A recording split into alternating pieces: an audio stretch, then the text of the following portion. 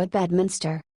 President Donald Trump spent much of Saturday in a glass-enclosed viewing stand alongside the 15th hole at Trump National Golf Club, giving both the press and the public a rare minute-by-minute view of his afternoon. Surrounded by aides, family and friends inside the protected fish tank of the viewing area, Trump watched the U.S. Women's Open golf tournament on a television screen in the booth with dozens of onlookers watching his every move. Though he could have watched at least some of the tournament live from the viewing stand, at least 2 holes were nearby, he opted to instead face the TV and chat with his guests, while eating what looked to be French fries. Toward the end of the day, the president appeared to briefly watch the tournament through the glass enclosure. The president seemed to delight in the adoration of the crowd, repeatedly approaching the glass to wave to gawkers outside. Guests at the club appeared to be astonished that they were so close to the president, exclaiming "I love you" and "I voted for you." One woman was so excited to see the president that she cried. The president arrived at the golf club Friday afternoon after returning from his whirlwind Bastille Day trip to Paris. It's his 4th trip to Bedminster since taking office. Trump was joined for much of the day by his son Eric Trump. His eldest son, Donald Trump, Jr., and son-in-law, Jared Kushner, who are both under fire for meeting last year with a Russian lawyer who offered dirt on Hillary Clinton before the election, were not seen by reporters. Trump showed no signs that the escalating Russia investigations were weighing on him. He smiled and joked with his guests and greeted several players, at one point giving Norwegian golfer Susan Pedersen a "Make America Great Again" hat. Trump has promoted the golf tournament at least 4 times on Twitter in recent days, using his platform as president to draw attention to the event. The Trump Organization owns the golf club, and the president stands to benefit financially from the tournament. Just got to the U.S. Women's Open in Bedminster, New Jersey. People are really happy with record high stock market, up over 17% since election. Trump tweeted Saturday afternoon. A White House spokeswoman did not immediately respond to a request for comment. Administration officials say Trump relishes his time away from the White House, which can be isolating for any president. The commotion from Trump's visit diverted some guests' attention from the tournament. Most people standing next to the 15th hole were facing the president's box instead of the course. Some volunteers and avid golf fans shushed the crowd as people cheered for Trump. "Quiet. Jesus, we're on a golf course," one person said. Other guests expressed outrage at the president's presence, arguing it is inappropriate to host a women's golf tournament in light of Trump's past comments about women. One woman, who declined to give her name, murmured under her breath that she wanted to give the president the middle finger. The United States Golf Association released a statement Friday morning welcoming the president to the championship and touting his presence as a positive for the tournament.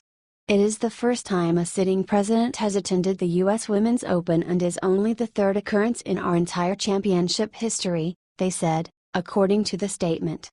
"Our focus remains on conducting the championship and ensuring a great experience for the players and fans this week." Some competitors similarly described Trump's decision to appear at the U.S. Open as beneficial to the event. Regardless of your political affiliation and whether you are a fan of Trump or you're not a fan of Trump, having a president at a women's golf event is pretty remarkable, golfer Marina Alex said in an interview on Friday. "It's going to draw attention to women's golf that has maybe never been in our favor before."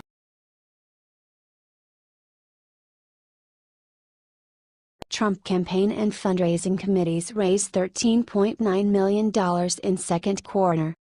Donald Trump's campaign operation raised nearly $14 million between the start of April and the end of June of this year, drawing in significant funds from several donors without histories of giving large amounts to federal campaigns, according to Federal Election Commission records.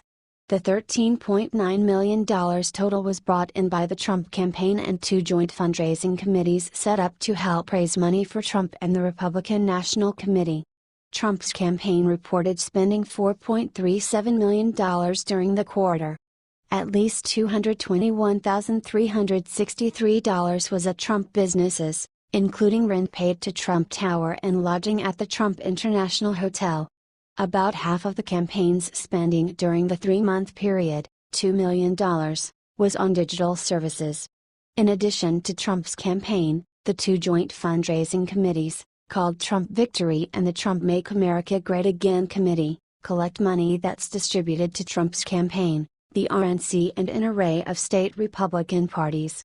Individuals are allowed to give close to $450,000 to the joint fundraising committees, which distribute money across multiple committees and funding streams. The three committees combined finished the second quarter with $22.55 million on hand. The source of the funds raised by Trump's joint fundraising arms shifted dramatically in recent months. While only $1.51 million of the committee's revenue came from donations of $200 or more between January and April 2017, about $7.48 million of the money raised this quarter was in the form of larger donations. The biggest donations given to Trump Victory and Trump Make America Great Again came from donors with limited histories of giving to Trump. The top donors, Lianbo Wang and Sherry Lee of Oyster Bay, New York, gave a combined $600,000 to Trump Victory. Lee and Wang are spearheading a New York real estate project called China City of America that has for years worked to build housing in the Catskill Mountains that would allow Chinese investors to gain U.S. visas through the controversial EB-5 visa program. Additionally, a California-based couple listed as Ben and Lily Tang donated $300,000, and a donor named Dan Adams in South Carolina donated $100,000.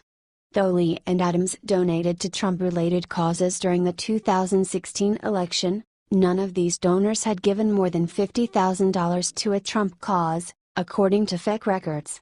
The joint fundraising committees transferred $980,000 to the RNC.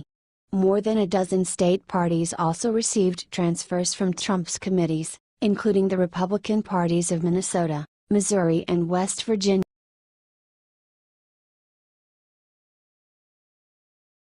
Price, Verma try to quell governor's anxiety over Senate bill's coverage losses.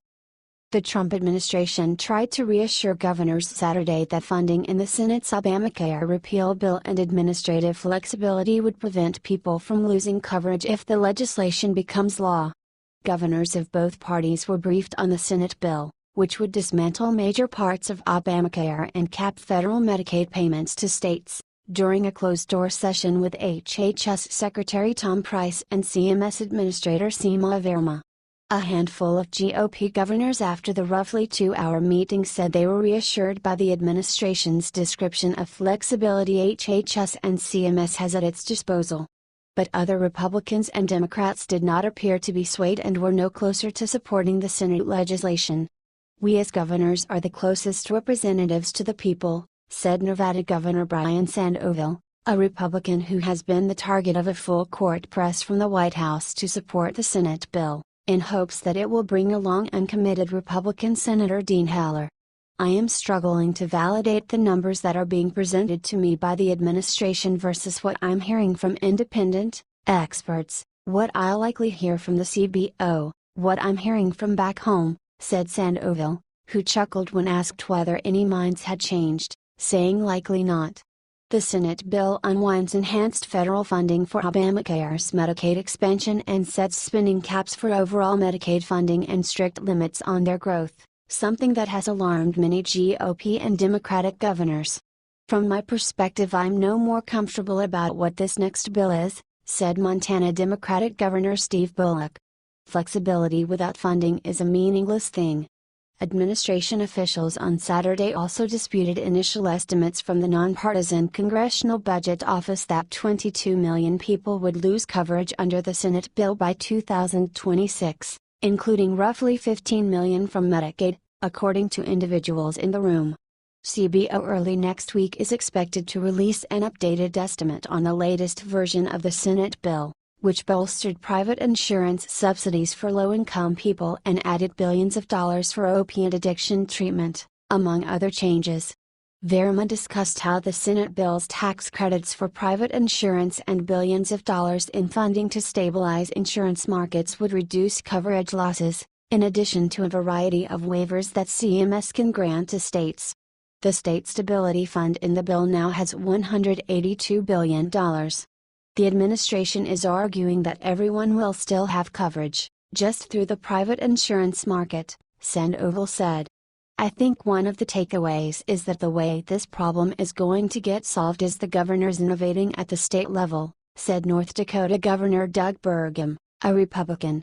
Anytime that you move towards more state flexibility in a market that's this dynamic, then that's a step in the right direction. Verma has made similar arguments about flexibility and the extra funding in the Senate bill to moderate Republican senators who are still on the fence about repeal, including Heller, West Virginia Shelley Moore Capito and Rob Portman of Ohio. But governors were presented stark figures from independent experts showing how the Better Care Reconciliation Act would slash their federal Medicaid funds.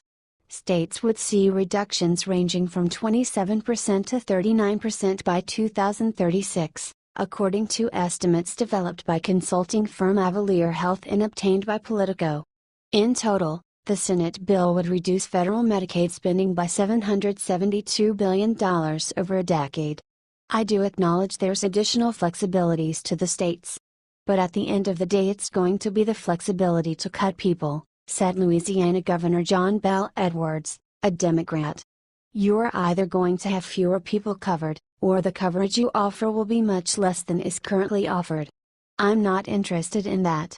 15 states would see their federal Medicaid funding decline by more than 35% by 2036, according to the Avalier projections. They include California, Nevada, Kentucky, Washington, North Dakota, Oregon and New Mexico. States that would see reductions between 30 and 35% include Colorado, Arizona, Utah, Ohio, Arkansas, Pennsylvania and Tennessee. One of the emphasis though is the flexibility grants to the states that really are not being factored in sufficiently. That was one of the main points of discussion, said Arkansas Republican Governor Asa Hutchinson. But he still said he wanted to see the Senate bill improved so that the Medicaid funding reductions to states were not as large. The Avalier presentation estimated that Arkansas would see a 32% reduction in federal Medicaid funds by 2036.